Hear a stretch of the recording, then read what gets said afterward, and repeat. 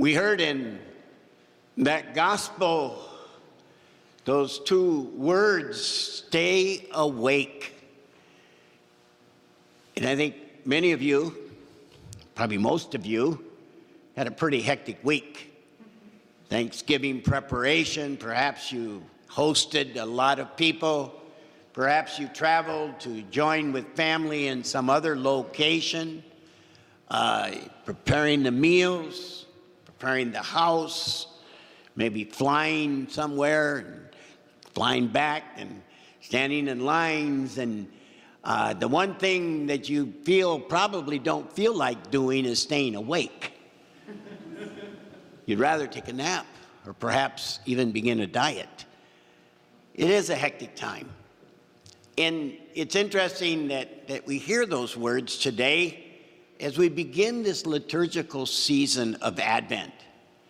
The church, on the other hand, is calling us to a deep reflection in spiritual preparation for the celebration of the mystery of God becoming flesh among us.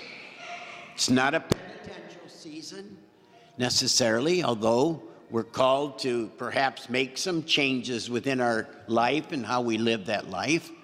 But it's really sort of a time of expectation. Expectation meaning that ability to recognize God's presence already among us. That God is present to us. Although we remember the historical birth, we remember too that Christ is here among us, and that we need to stay awake to be able to recognize that presence of Christ in our own lives and those people around us and the events that go on in our lives.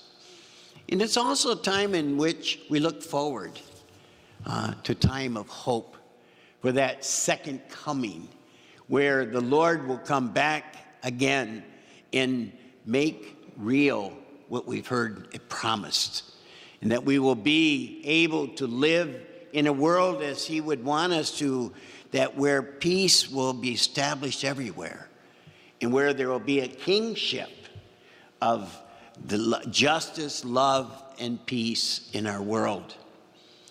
Now, in the midst of the culture that we live in today, the season of Advent, I think, has kind of created a split personality. For example, we're very focused on the commercial aspect of it now. Okay, even before Thanksgiving, we were being reminded of all of the things that you need, that you must have. And we had, of course, Black Friday, and I understand Monday is Cyber Monday. And we'll be doing all of those crazy preparations, which are, in one sense, we don't mind, because they do bring family together, and those are wonderful things. But we're going to be really busy. We're going to be following up and making sure that we've got all of those things that we need to make this season well. The decorations and the invitations and the food that we'll plan. Then, on the other hand, the church calls us to a spiritual quieting, a slowing down in the midst of all of that preparation, wanting us to not forget what's really important in our lives. The presence of Jesus, and the presence of Jesus found in those people around us. And so the church is calling us to slow down in the midst of that madness. And we're told both ways. As culture says, get busy and shop till you're dead.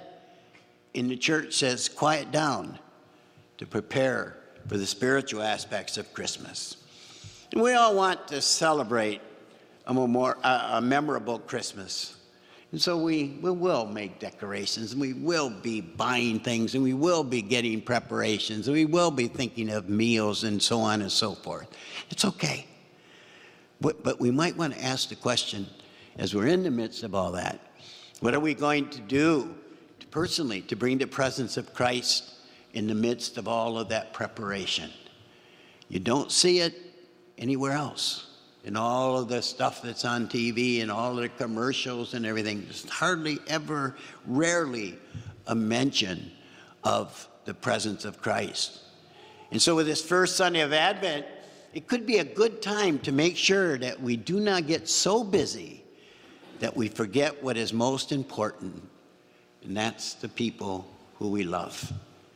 That we don't get so busy that we forget them, that we don't have the time for them, that we get our tempers up a little higher because we're so preoccupied and we hurt people. And so I just want to leave this little story as a thought. And it's this. A man asked God one day, and man that was a good man, and he was walking with God, and he asked God, he says, what is the world like? What's the world really like, God? And God said, well, it's hot outside today. And before I can tell you what the world's really like, I need a cup of cold water. I need a cup of cold water. And so the man said, well, I'll see if I can do something. And so he walks away from the Lord, and he goes into a small village and finds a home, and he knocks at the door. And it's a beautiful woman answers. And she's got a beautiful smile on her face, and she, how can I help you? And he says, yeah, I need to get a cup of water. And she says, well, that's okay, I can give you that.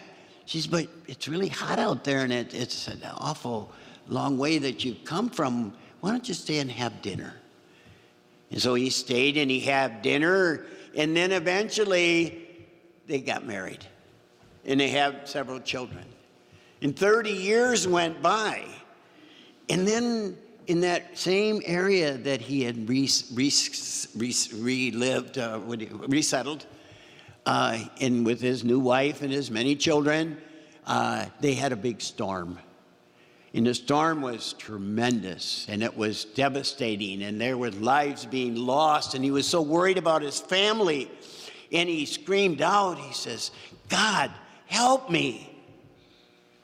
And God answered, where is my cup of water? Where is my cup of water? And I think it's a good little story to remind us that we can sometimes get so caught up in our own needs and our own desire to see things that go so perfectly that we forget to give a cup of water to those around us who need it so much. A little time, an extra smile, an extra little act of kindness that I could do for that person. That I don't ignore them as I decorate the tree. That I can get interrupted and listen to my child's stupid question. That I can find those moments to give a little bit of water. And I think it's also, the Lord is saying to us that, our spiritual life needs a little cup of water. And that we don't get so preoccupied with all of the secular, and it's okay, but we don't get all preoccupied with the secular that we forget the Lord is thirsting for our presence too. That the Lord is joyful when we give him time, when we put him in the midst of our day, the end of our day, when we learn to make the Lord a part of everything that we do. And so maybe this first Sunday of Advent, we can keep that little story in mind, that we don't get so busy that we forget to give the Lord a cup of water.